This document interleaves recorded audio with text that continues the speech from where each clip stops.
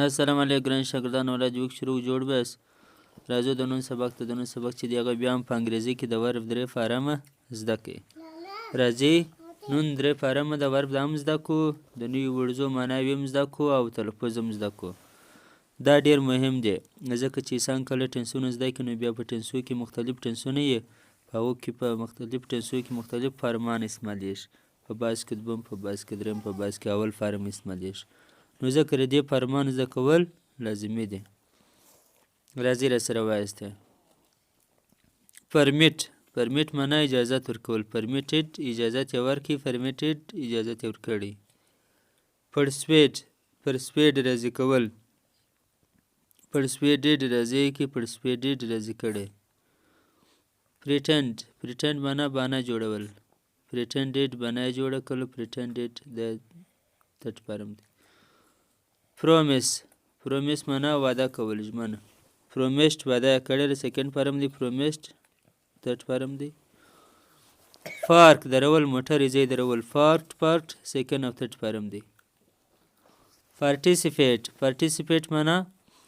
برخه کې اخیستل پارټیسیپیټډ برخه کې واخیستله پارټیسیپیټډ برخه کې اخیستله پرنټ معنا چاپول لکه کتاب اخبار یو ورقې چاپول پرنټډ چاپ کړی دی پرنټډ چاپ یې کړي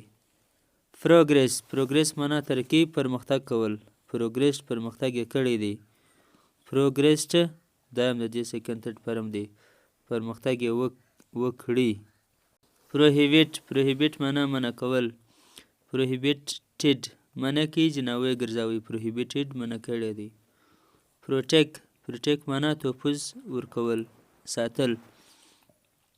پروټیکټډ وې ساتي تحفظ یې ورکوي ساتنه یې کړې ده پروټیکټډ وې ساتي لکه پولیس خلک له غلو د داسې نورو شیانو څخه ساتي پبلش معنا خپرول لکه انسان چې کتاب جوړ کړي بیا یا اخبار جوړ کړي کتاب چې جوړ کړي ته باید دوکاندار ته ورکوي هغه بیا خپور کړي داسې دوکاندار چې هغه یې خرڅوي پبلشډ معنا خپور یې کوي پبلشډ خپور کړی دی فریش معنا تباه کېدل فریشډ تباه سلو فریشډ تباه کړی دی فلیج معنا وعده کول فلیج وعده یې کړی دی فلیجډ وعده یې وکړل پلنج معنا غوټه وهل پلنج غوټه یې ووهل پلنج غوټه یې وهلې ده په اوبو کې غوټه وهل پور معنا تویول پورډ توی کړلې پورډ توی کړی دی نو ګرانو شاګردانو دا زموږ د نن سبق د ورب د 3 فارمز په باره کې مننه